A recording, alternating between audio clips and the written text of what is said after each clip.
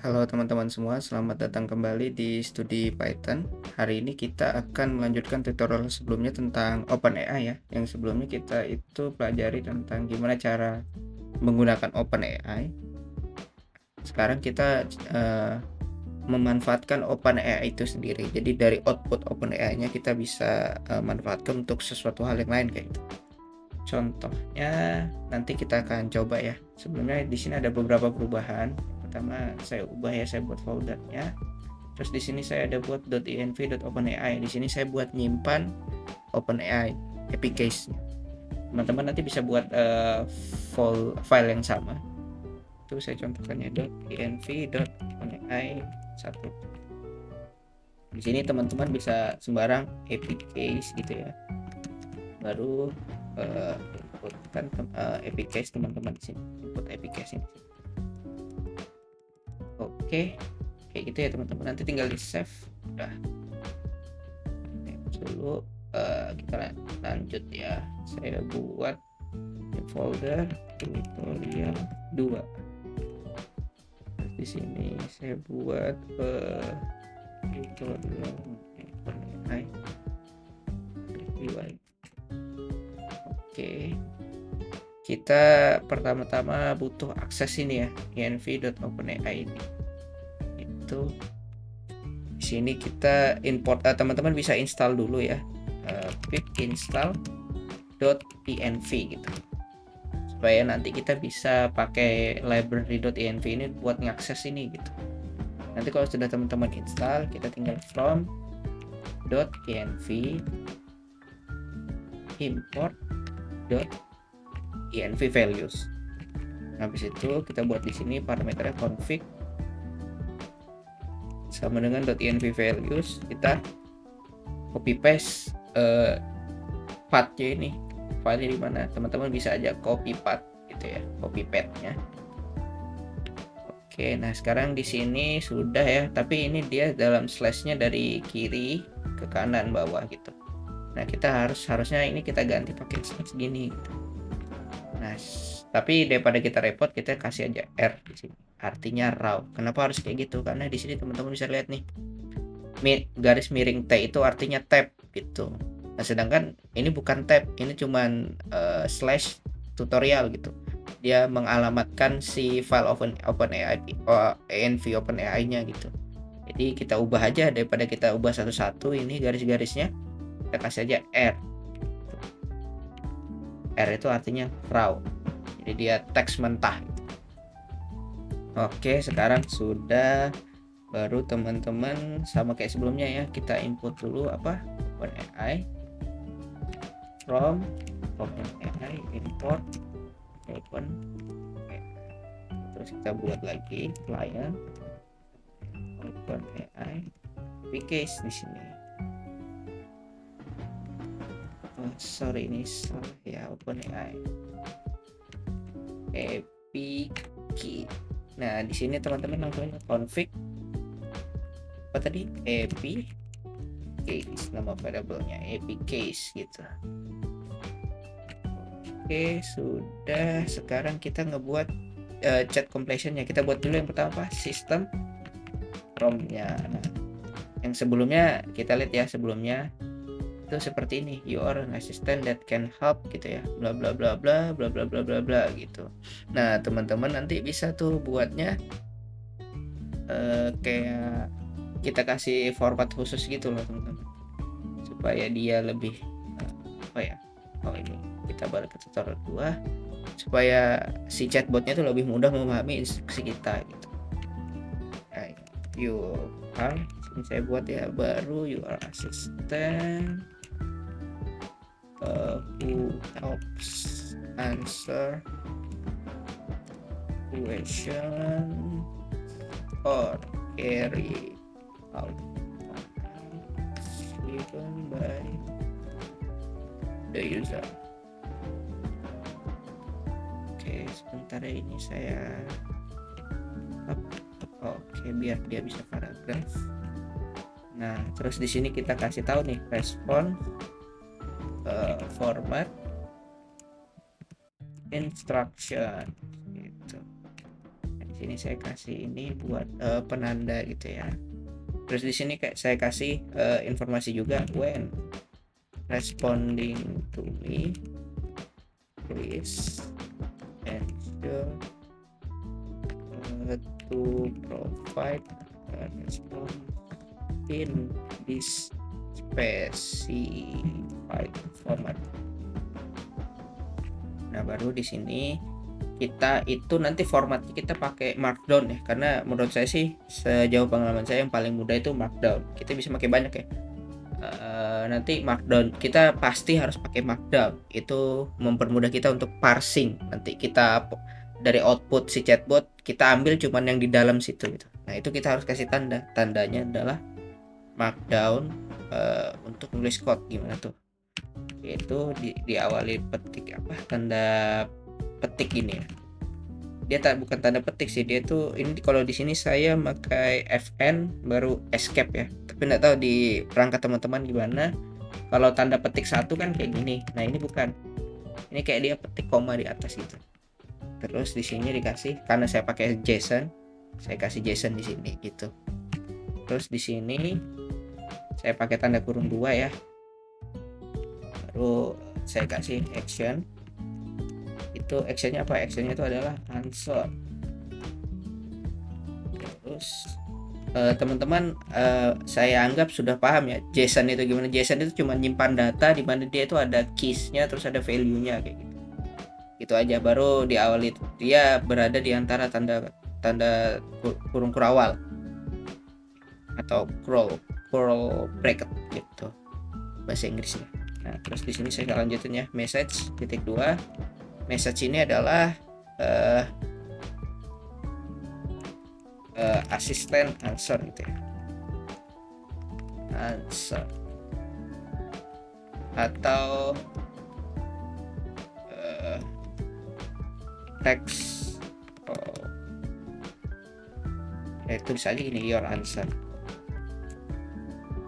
Itu aja. Terus kita tambahin nih di bawah sini biar dia tuh ingat gitu, remember to respond with markdown code snippet itu ya. Nah, apa sih markdown code snippet itu ya? Ini ya, jadi dia tuh ada ini dan ini. Jadi nanti si chatbot bakalan ngeluarin output kayak gini. Ada pokoknya di awal ada ini, di akhir ada ini. Nanti kita parsing, jadi kita bisa ambil aja ininya gitu. Ini sangat mempermudah ya teman-teman.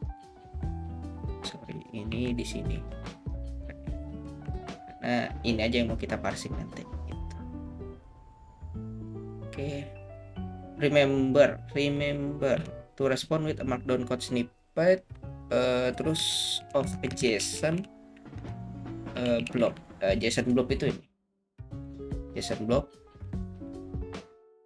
with single action. Nah, jadi actionnya cuma satu, itu nggak bisa banyak, single aja satu.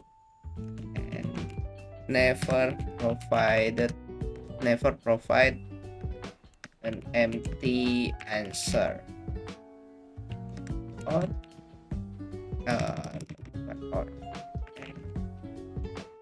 nothing else itu. Nah, kenapa di sini huruf besar ya? Karena untuk lebih menegaskan, menekankan kayak itu, sama seperti ini. Gitu. Kita kasih titik 2 gitu, karena namanya aja ini ya, completion. Namanya aja kita pakai nanti chat completion. Jadi dia itu melengkapi, melanjutkan completion. Oke, sistem promnya udah, terus kita masukin sini message-nya. Misalnya kita mau apa teman-teman? Nanya, what you know about Indonesia? Itu. Sekarang kita ayan response sama dengan ayan .chat.completions.create. Sini kita masukinnya message-nya, baru model. Kita model aja dulu kali. Model sama dengan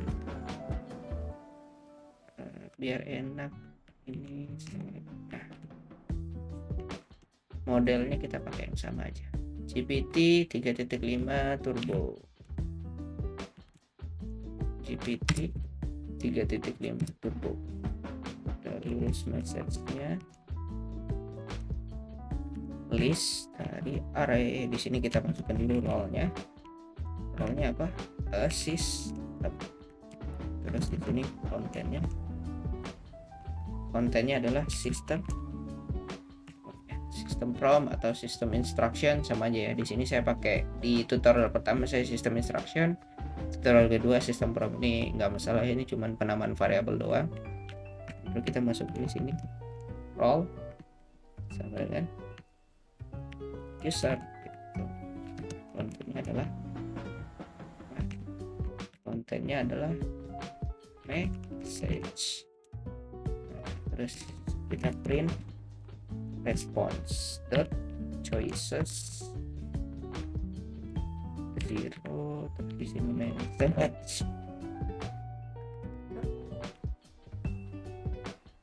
message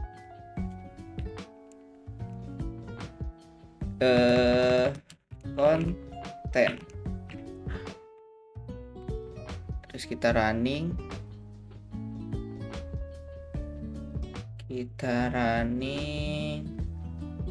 oke, sudah keluar ya, JSON action answer message ini bla bla bla gitu.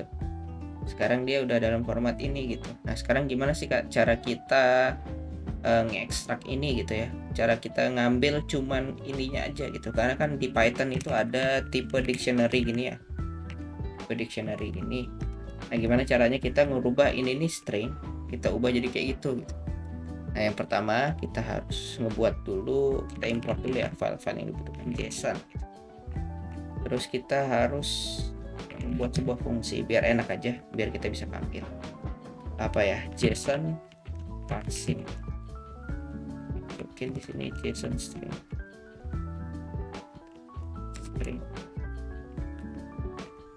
Oke, terus sekarang kita buat dulu nih, nanti kita ada yang namanya di sini import regular expression gitu. Teman-teman nanti bisa searching sendiri, saya soalnya agak baru-baru juga nih regular expressionnya, jadi belum terlalu paham juga. Teman-teman bisa match, terus di sini string match itu ya, atau ya string match. String matchnya itu array.search. Kita search. Apa yang kita search? Yang kita search itu adalah ini. Ya, JSON. Terus kita ambil semua konteks di antara. Oke, jadi searching ini di JSON, terus di akhirnya ada ini gitu, sesuai ya, ini sama ini, baru kita ambil semuanya. Kita ambil semuanya di antara ini dan ini, berarti yang ambil ini gitu ya. Nah terus if string match is none, atau nggak ada hasil ya, berarti JSON stringnya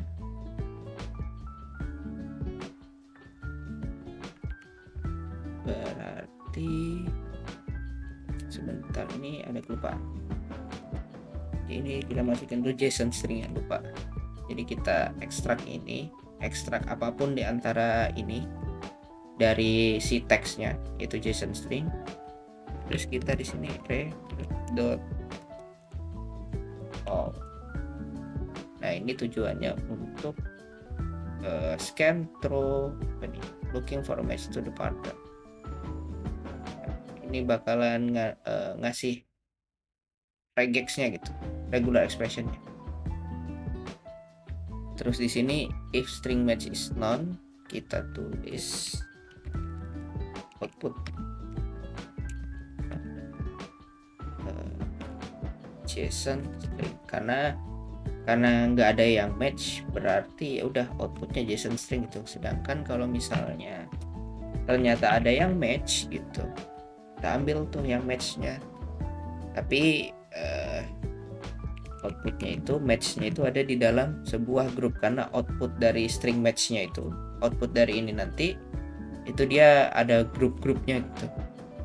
Kita ambil string match dot group, grupnya grup 1 gitu.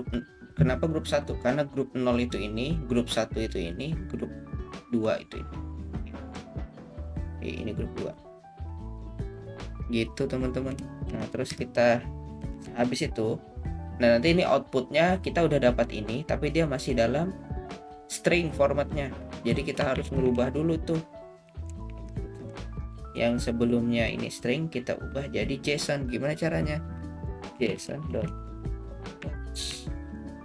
loads ini maksudnya load s nya tuh string, jadi loading, kita loading data stringnya gitu, load s, jadi kayak bukan loads banyak ya, tapi load string gitu maksudnya. Kita masukin si outputnya di sini, jadi ubah ke JSON si output stringnya ini gitu. Nah kalau misalnya error, ya udah outputnya ya output gitu. Di sini return output. Oke.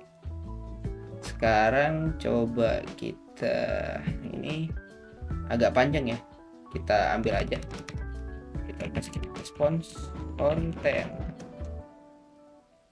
Oke, terus kita di sini sebentar ya teman-teman, karena ini sebuah function, ini harus kita deskripsikan di awal gitu.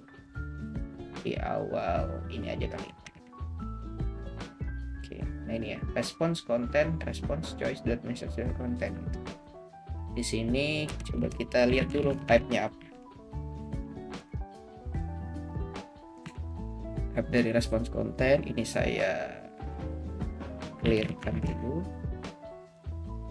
terus saya running. Oke, kelasnya string ya. Nah sekarang coba response parse yang sudah di parsing gitu ya. Apa tadi nama function? JSON parsing. JSON parsing response content. Oke, sekarang print type response. Sekalian kita juga print response.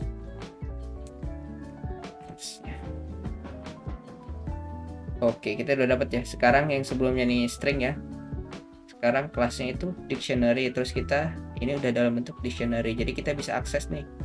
Nah misalnya print response parse apa gitu. Nih misalnya kita mau ngambil message-nya aja gitu, kita klik message gitu, jadi nanti yang muncul adalah message-nya gitu. Nah yang kita printkan adalah message-nya, kita bisa ngambil message-nya doang. Sebenarnya apa sih keuntungannya di sini? Keuntungannya adalah teman-teman kalau misalnya di sini action ada answer, tapi ada juga misalnya di sini final answer gitu. Nah terus teman-teman mau ngasih option gitu, di sini kan when responding to me please ensure to provide a response in this specified format. Nah kalau misalnya teman-teman mau ngebuat, kalau misalnya dia nggak tahu jawabannya, si chatbot nggak tahu jawabannya, atau misalnya teman-teman pingin buat bermacam tools, misalnya ada yang untuk matematika, ada untuk perhitungan dan lain-lain, itu teman-teman bisa di sini kasih format lagi, itu kasih format lagi, misalnya provide a response in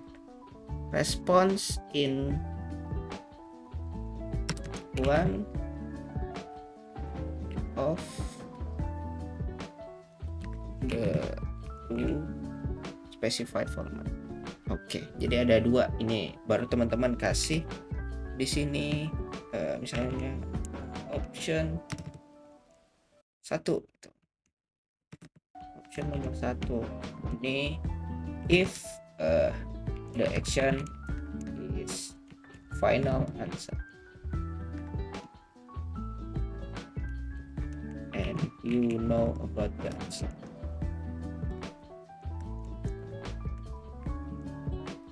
Oke, ini adalah answer. Nah, terus option 2, if the action is blank gitu ya, misalnya aja blank and you do not know about the answer gitu. Sini kita kasih blank answer gitu teman-teman. Terus misalnya kita tambahin status ini.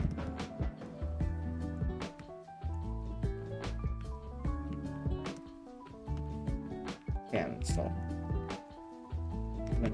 atau gini aja fail ya. Nah, misalnya kita ganti deh pertanyaannya, cuaca, what is the weather today? Sekarang tanggal ini saya rekamnya tanggal 17 Februari ya, 2024. Karena tanya, seharusnya sih dia nggak tahu ya, dia harusnya ngarang. Coba ini kita ini saya oke. Kita lihat apa jawabannya dia. Oke ya, action blank, message I'm sorry gitu. Jadi nanti teman-teman bisa manfaatkan ini. Jadi kalau misalnya if response parts gitu ya sama dengan response parts action sama dengan blank, B-nya B gede ya, blank, maka apa yang terjadi gitu. Misalnya teman-teman mau ngasih perintah apa gitu, misalnya aja ya print true gitu. Nanti di sini kalau misalnya elif response parts actionnya final answer gitu. Nah ini bakalan apa gitu, misalnya print response-nya